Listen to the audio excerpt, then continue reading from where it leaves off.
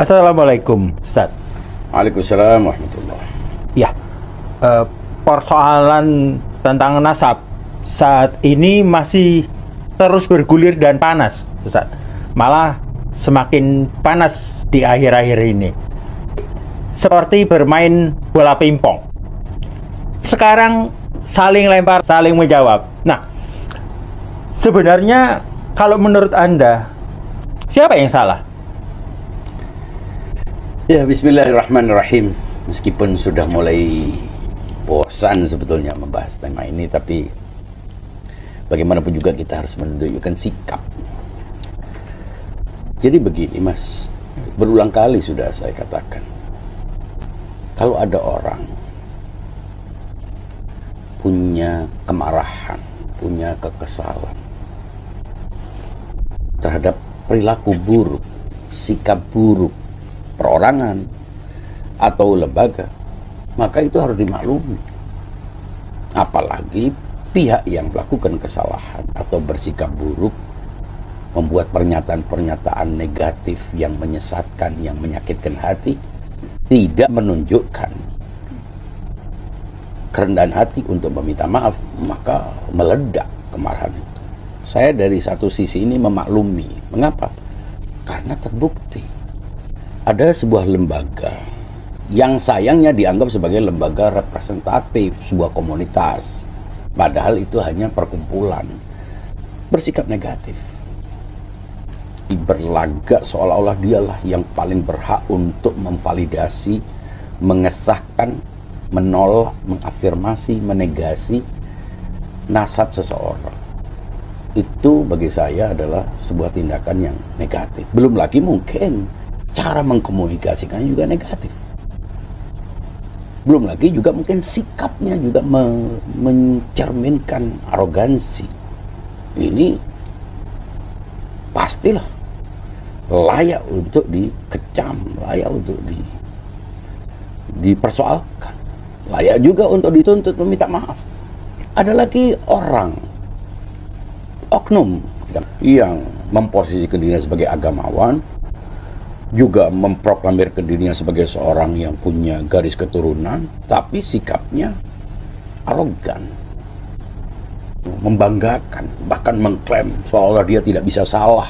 Kalau ada orang lain mengkritiknya, dia katakan dalam tubuhku darah Nabi mengalir, seolah-olah itu jaminan bahwa dia tidak boleh disentuh oleh hukum, seolah-olah dia tidak boleh disalahkan. Itu juga sikap arogan yang tidak bisa dibenarkan.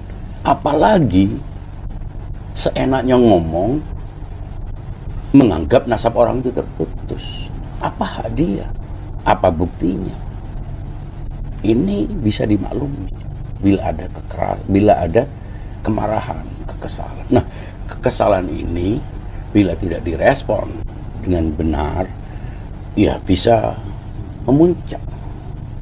Semula ada kekecewaan, dan ini akumulasi dari sekian lama tindakan-tindakan negatif, baik oleh orang per orang, 1, 2, 3 orang yang kebetulan memang memunculkan dirinya sebagai seorang tokoh agama, punya sikap negatif, arogan, dan ada sebuah lembaga yang memang tidak punya sikap yang baik, tidak punya pola komunikasi yang beradab. Nah, muncullah reaksi. Ada reaksi yang ya hanya kekecewaan tapi tidak mengekspresikan itu. Ada sekelompok, mungkin mayoritas. Dan saya tahu, meskipun punya kekecewaan, karena mereka juga komunitas keluarga besar.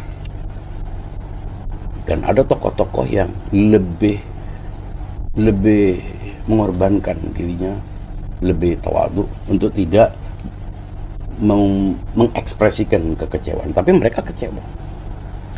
Ada lagi yang memang kekecewaannya dimunculkan secara ekspresif melalui apa? Melalui misalnya penelitian untuk menunjukkan bahwa ketika Anda menolak, ini bahasanya ketika Anda menolak saya adalah bagian dari sebuah keluarga, maka saya akan mencari pembenaran untuk mengafirmasi keluarga saya.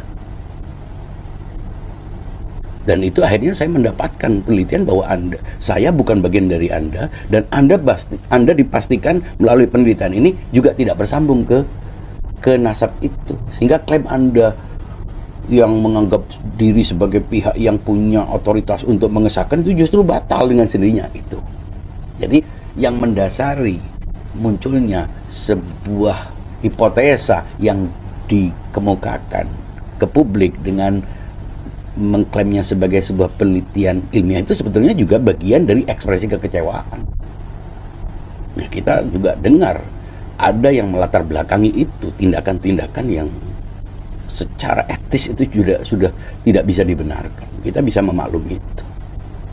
Nah, kebetulan memang ada celah-celah persoalan dalam pernasaban. Disitulah yang menjadi polemik. Sebetulnya polemik ini polemik yang bisa dimaklumi. Orang mengakui tidak mengakui ini bukan terjadi sekarang.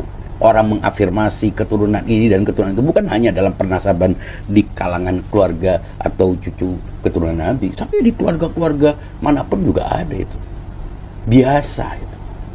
Sebetulnya kalau persoalannya sampai di sini saja, hak seseorang untuk meyakini atau tidak meyakini, mengafirmasi atau tidak mengafirmasi, mengakui atau tidak mengakui, itu hak setiap orang untuk mengakui. Ini sebetulnya persoalannya sampai di sini karena tidak ada yang bisa mengafirmasi 100% seseorang terkait dengan sesuatu yang sudah terjadi masa lalu. Kan begitu faktanya. Hanya saja kalau Anda mengklaim bahwa Anda terkait dengan keluarga ini, keluarga Nabi yang mulia, ya tunjukkan dong perilaku, sikap, tutur, bahasa. Itu kan mencerminkan. Nah, ini sudah perilakunya negatif, membangga-banggakan, kemudian menegasi, menolak orang yang juga punya klaim, punya dasar bahwa dia juga bagian dari keturunan Nabi. Ini yang negatif. Dan kita harus kecam. Ini persoalan. Nah, kemudian ada lagi pihak yang sebetulnya tidak menjadi bagian dari ini, tapi memang punya kekecewaan atau punya benturan kepentingan karena sama-sama agamawan mungkin, kita tidak tahu. Tidak lagi membicarakan persoalan ini, tapi membuat narasi yang jauh lebih sadis. Disitulah mulai ada gebiah-uyah, mulai ada vonis kolektif atas sebuah etnis hanya karena ada beberapa oknum, mungkin oknumnya saya tidak tahu, pengkhianat. Kita juga tidak bisa menolak orang bisa menjadi pengkhianat. Mungkin negatif, mungkin berperilaku negatif, mungkin bekerja sama dengan penjajah. Bisa saja. Tidak ada masalah. Tapi ketika itu dimunculkan, tujuannya untuk memvonis semuanya, ini yang masalah. Mengapa? Karena baik dan buruk itu tidak hanya dalam satu komunitas, siapapun. Apakah berarti koruptor-koruptor yang ada di penjara, penjahat-penjahat kriminal itu hanya dari satu etnis? Dari satu suku? Dari satu ras? Kan tidak ada. Apakah karena ada dari ras tertentu kemudian kita akan katakan semua rasnya negatif? Semua berarti penjahat, semua berarti pengkhianat, semua berarti antek penjajah. Ini persoalan. Karena itu jelas tidak dibenarkan oleh akal sehat. Andai kan yang disasar itu tokoh-tokoh ini atau lembaga ini, itu hak setiap orang. Ada jalur hukum di negara hukum, dipersoalkan, tidak ada masalah. Tapi ketika semuanya dan jumlahnya banyak, dan sebagian besar itu tidak terkait dengan persoalan ini, tidak menggunakannya, tidak menyalahgunakannya, tidak memajangnya, bahkan sebagian besar tidak menggunakan nama marganya di depan namanya. Apakah mereka juga harus menanggung beban ini? Ini persoalannya. Jadi sebetulnya biasa saja. Ketika ada narasi-narasi yang tujuannya untuk menghancurkan, mendelegitimasi, mencerabut ketenangan mereka, rampas hak konstitusional mereka, kemudian mereka diposisikan sebagai pendatang, sebagai imigran. Loh, pendatang dari mana datangnya? Mereka datang dari bumi ini, lahir di bumi ini, bernapas di bumi ini, kumpul di sini. Mereka harus kemana? Ini persoalannya. Belum lagi urusan pendatang tidak pendatang itu kan mengacunya kepada sejarah. Setiap orang punya versinya sendiri-sendiri. Kemudian dianggap tidak pribumi. Nah, emangnya pribumi itu apa definisinya? Kita mestinya mengacu kepada Undang-Undang Dasar, konstitusi negara kita. Itu yang menjadi rujukan. Nah, ketika setiap orang menggunakan kata pribumi dan tidak pribumi, ya setiap orang bisa saling menjelekkan. Nah, mereka juga yang mengaku sebagai keturunan dari entah dari negara manapun. Orang yang naturalisasi karena dia pemain sepak bola, itu juga bisa dianggap sebagai pribumi atau tidak? Apakah mereka pendatang? Ini persoalan, karena kalau mereka juga non-pribumi, ya berarti antara non-pribumi dan non-pribumi kenapa harus saling klaim sebagai pribumi? Jadi ukuran baik dan buruk tidak ditentukan oleh pribumi. Penjahat-penjahat, pelaku-pelaku pelecehan seksual itu juga ada yang pribumi. Apakah kemudian pribumi kita jelekkan? Juga ada yang non-pribumi. Kalau kita menggunakan kata pribumi, non-pribumi di luar koridor konstitusi. Jadi tidak salah mengkritik, mengecam, bahkan menyerahkannya ke pihak hukum, penegak hukum bila memang melakukan kejahatan, melakukan tindakan yang tidak menyenangkan, membuat keonaran dan lain sebagainya. Tidak ada masalah itu. Kita harus meresponnya secara positif. Tapi bayangkan derita orang-orang yang tidak tahu persoalan ini di desa-desa yang hidupnya miskin, yang gembel, mereka tidak punya apa-apa, dan itu jumlahnya banyak. Tidak semuanya blonde, tidak semuanya memamerkan Lamborghini, mobil mewah, dicium tangannya. Tahukah kita orang yang dicium tangannya bukan hanya mereka yang disebut Habib, semua agamawan juga kalau kita lihat penghormatan kepada ulama itu biasa. Bahkan menghormati rumahnya, anaknya, keturunannya, padahal bukan Habib. Jadi penghormatan itu mestinya tidak dipahami sebagai eksploitasi. Kan kita melihat bahkan kandidat-kandidat calon-calon presiden juga mendatangi ulama, mendatangi Habib, mencium tangannya. Itu tidak ada masalah asal tidak dikapitalisasi. Tradisi mencium tangan itu bukan hanya di kalangan Habib, di kalangan ulama, kiai, pesantren itu juga ada terjadi. Tapi jangan dikapitalisasi. Dan kalau kita mengkritik, ya kritik harus muncul dari rasa ingin memperbaiki, bukan ingin menghancurkan. Kedua belah pihak sama-sama harus disalahkan, sama-sama harus dikritik. Kita tidak bisa menyalahkan dan membenarkan satu pihak, itu berarti kita tidak adil. Sesederhana itu sebetulnya. Baik Ustaz. Yang saya tangkap dari penjelasan Ustaz tadi, persoalan nasab saat ini sudah melebar sehingga beberapa kesalahan individu-individu dilimpahkan kepada golongan tertentu, digeneralisir sebagai golongan yang buruk. Kenapa ini terjadi? Ya seperti saya katakan, mungkin kesal tidak ada respon, mungkin responnya tidak baik, mungkin apa yang diinginkan, mungkin tujuannya menggebyah satu komunitas supaya komunitas itu mendesak oknum-oknum ini, supaya mendesak lembaga ini untuk meminta maaf, untuk mengubah sikapnya atau apapun. Boleh jadi itu, boleh jadi memang bukan tujuannya gebyah-uyah memvonis. Boleh jadi memang narasi-narasi antek Belanda dan seterusnya itu tujuannya untuk mendesak lembaga ini. Sementara komunitas ini tidak merasa punya ikatan dengan lembaga ini. Ini persoalannya. Karena lembaga ini sebetulnya bukan representasi tunggal dari semua komunitas. Ya, bukan seperti ID di mana setiap dokter itu hak prakteknya itu ada pada izin untuk berprakteknya ada pada organisasi ini. Itu tidak ada. Itu hanya perkumpulan. Jadi kalau ingin diselesaikan, selesaikan dengan lembaga ini, tapi tidak perlu menyertakan komunitas ini. Saya saja tidak terlibat, tidak tahu, tidak pernah mendaftarkan diri, tidak merasa bagian darinya. Dan seperti saya, banyak sekali. Jadi kalau ada oknum menjelekkan kiai, menjelekkan ulama, menjelekkan wali songo, itu oknum. Ya, saya hidup dalam lingkungan pesantren. Guru-guru saya itu dari Sidogiri, dari Langitan, dari Meranggen. Saya terbiasa dengan tradisi itu. Apakah kemudian kita juga harus menanggung dosa orang-orang yang melakukan itu? Dan banyak orang seperti saya dengan sedikit kemampuan dalam belajar ilmu agama di pesantren cukup lama, saya tidak pernah menampilkan diri saya sebagai ulama, tidak pernah menggunakan Habib, juga tidak berbusana Habib. Bahkan saya tidak mencantumkan marga saya. Anak-anak saya pun baru tahu bahwa mereka adalah keturunan Arab setelah digunjing-gunjing di sekolahnya. Itu artinya banyak seperti saya yang bergabung dengan masyarakat, berbaur dan tidak punya hak istimewa apapun, tidak merasa punya hak istimewa, tidak menuntut orang juga untuk menghormati kita. Kalau kita mulia, ya mulia karena perbuatan kita, bukan karena orang kita paksa untuk menghormati orang, untuk menghormati kita. Dan penghormatan orang tidak akan mengubah apapun. Baik dan buruk kita ya tetap pertanggungjawabannya di hadapan Allah. Jadi ini persoalannya memang ada oknum dan ada lembaga yang memang punya sikap negatif, ada sejarahnya. Dan saya sudah dengar itu. Tidak ada masalah dengan itu. Wajar kita menggugat, menyalahkan. Tapi jangan sampai gebiah-uyah. Dan narasinya jangan sampai yang membuat orang itu tidak bisa tidur.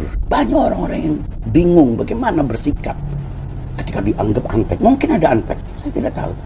Tapi tahukah kita, kerjasama dengan Belanda itu tidak semata-mata semuanya harus dianggap berarti jadi antek Belanda. Belanda datang melalui VOC berinvestasi semula sebagai sebuah perusahaan, membangun infrastruktur sebagai ganti dari mereka mendapatkan rempah-rempah itu. Terjadi. Kerajaan Mataram juga melakukan itu. Dan banyak pelajar-pelajar yang disekolahkan. Kemudian juga ada Kenil, tentara-tentara. Ini semuanya adalah bekerja dengan pemerintah Hindia Belanda. Apakah kemudian mereka dianggap sebagai antek-antek? Dan penjajah bukan hanya Belanda, Jepang. Jepang bekerja sama untuk membentuk persiapan, panitia persiapan kemerdekaan. Bagian dari itu, apakah itu kerjasama dengan Jepang? Kalau kita berurusan, kita menerima, melakukan sesuatu ketika kita berada di negara di bawah Orde Baru, apakah kemudian kita antek dari Orde Baru? Saya kira kita menyambut, dan itu personal. Ketika itu dijadikan sebagai diulang-ulang narasinya dan dengan bahasa-bahasa yang kasar, kemudian orang kemudian ikut terpengaruh, terjadilah pertempuran komen yang sebagian isinya mulai ancaman dan lain sebagainya. Saya pikir ini sesuatu yang sudah tidak mungkin bisa ditolerir. Tidak bisa narasi rasisme menjadi benar hanya karena dimulai dengan bismillah, alhamdulillah, diakhiri dengan assalamualaikum, kemudian menjadi baik. Selamanya buruk. Dan selamanya generalisasi itu irasional, invalid. Coba kita kembali kepada hati nurani kita. Kita tidak akan pernah menghukum orang satu komunitas hanya karena 1, 2, 3 orang. Bahwa mereka negatif, ya. Bahwa mereka harus dikecam, ya. Bahwa mereka harus dituntut minta maaf, mengubah caranya, itu tidak ada masalah. Tapi bukan komunitasnya, bukan etnisnya. Bahwa itu sesuatu yang wajar. Banyak dari kalangan Alawiyyin ini juga keberatan. Mungkin tidak kalah kerasnya dalam mengecam.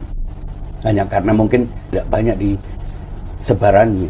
Karena yang muncul ya nama-nama itu saja. Yang ada di trotoar ini tidak tahu persoalan apa-apa. Apakah harus menanggung beban itu? Saya kira waktunya kita menghentikan ujaran-ujaran kebencian itu. Dan menghentikan generalisasi. Demi kemanusiaan. Demi empati kepada orang-orang yang tidak tahu apa-apa. Oke, Ustaz. Persoalan terkait nasab ini mengarah ke polarisasi. Kita sudah pernah mengalami di Pilpres dan ini juga sepertinya mengalami polarisasi sehingga membentuk dua kubu. Apa yang terjadi apabila ini tidak segera diselesaikan? Ada kekhawatiran bahwa komunitas Alawiyyin itu memberikan dukungan politik kepada salah satu kontestan atau kandidat atau calon melihat track record sebelumnya. Padahal itu juga bukan jaminan.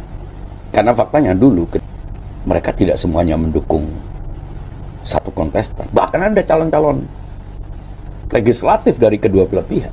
Demokrasi itu memang membiarkan orang untuk memilih selama dia punya hak konstitusionalnya. Kalau memang track recordnya buruk, kalau memang prestasinya buruk, orang tidak akan memilihnya. Tanpa perlu kita ribut, dia tidak akan terpilih. Toh, one man one vote, setiap orang punya haknya.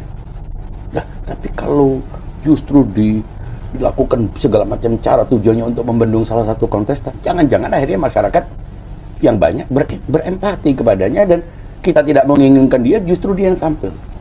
Jadi, yang biasa menggunakan politik identitas, eksploitasi agama, politisasi agama, dari manapun etnisnya, tidak akan terpilih selama masyarakat sadar.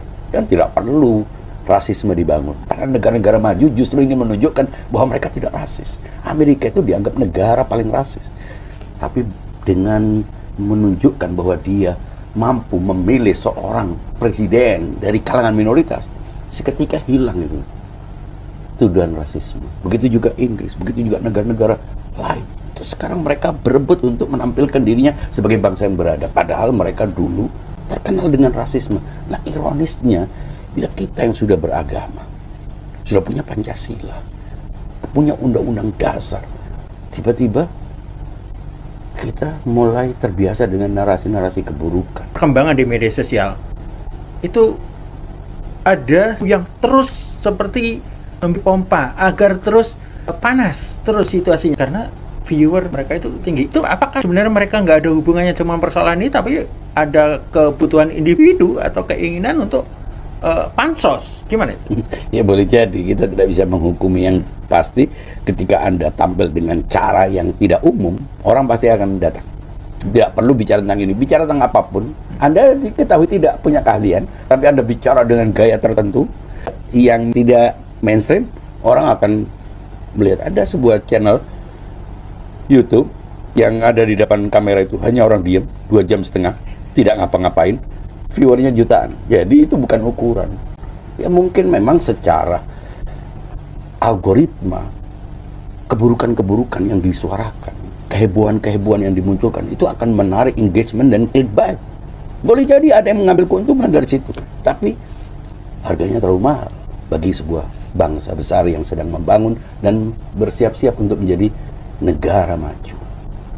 Anda tahu, keributan-keributan soal NASA tidak sampai masuk ke media mainstream, tidak pernah menjadi trending topik. Ini hanya beredar di antara itu saja, dan itu tidak terrefleksi dalam kehidupan sosial yang nyata. Karena masyarakat ini terlalu kuat. Bangsa ini sudah teruji oleh berbagai macam upaya-upaya penghancuran. Jadi, dan kita yakin ada invisible hand, ada tangan gaib. Tuhan melindungi negara ini. Negara ini memang dihadirkan untuk menjadi mozaik indah yang tidak bisa dihancurkan hanya dengan 1-2 konten, dengan teriakan-teriakan, dengan kesombongan. Baik bagi mereka yang mengaku Habib maupun yang mengaku Gus, baik yang ustadz maupun kiai, baik yang pendeta maupun biksu, semuanya bisa melakukan kesalahan. Dan karena kita semuanya bisa melakukan kesalahan, tidak perlulah kita menimpakan kesalahan 1-2 orang atas satu komunitas, baik komunitas keturunan maupun komunitas keyakinan. Saat ini bagaimana cara menurunkan tensi panas perseteruan soal nasab ini? Menurut saya, pada akhirnya kurvanya akan turun. Pada akhirnya ini ada titik jenuhnya, dan saya yakin banyak ulama-ulama, banyak kiai-kiai, banyak habib, NU misalnya, sudah menunjukkan sikap. Dan saya kira itulah panutan, arahan yang harus diikuti. Andai saja saya bisa mewakili komunitas Alawiyin semuanya, saya meminta maaf kepada satu demi satu dari siapapun, terutama dari para cucu Wali Songo, atas sikap negatif lembaga maupun tokoh oknum Habib yang mencoreng nama Dzurriyyatur Rasul. Kembali kepada nurani kita untuk sadar terlalu besar yang harus kita korbankan bila terus narasi-narasi kebencian antar dua kelompok ini tidak segera dihentikan. Enjoy your faith. Terima kasih banyak, Ustaz. Assalamualaikum warahmatullahi wabarakatuh. Waalaikumsalam warahmatullahi wabarakatuh.